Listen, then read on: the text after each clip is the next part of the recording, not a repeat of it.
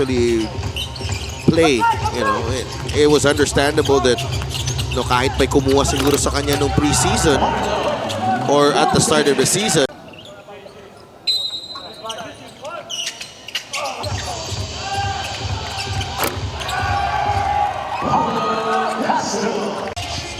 Trims the lead down to 8 point. Lock up.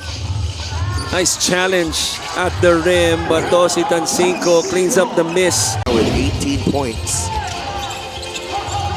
Tan inside. That's Tosi once again. He's got 20 points in the ball game. Well, nobody helping the helper that time on that rotation by Parañaque and Castro.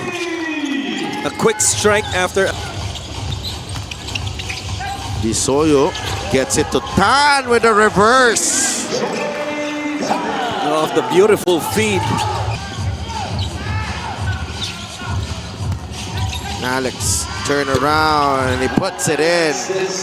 It's Alex Disoyo's favorite move. Galing sa weak side corner, si Lakap tried to help out. Overly aggressive. Castro, mainit. Yes. 13 puntos na yan. Momentum on the side of Parañaque. Koga fires a jumper. It's good. Kung pumasok yung tirang yun, first lead by Parañaque after nung first quarter. Tansinko, ayaw mangyari yun. Maliit yung kumuha kay Tansinko. They did not realize it, but instead, Tweety Santos nasa ilalim. Maliit yung nakatapat sa kanya na si Pascual has a chance to tie the game. Tansinko was wide open. Kantimbuhan takes it strong to the cup.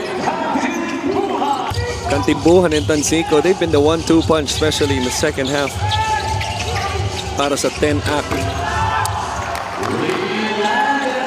Leland has 8 in the ball game. Tinabihan niya na si Leland. Here's Leland.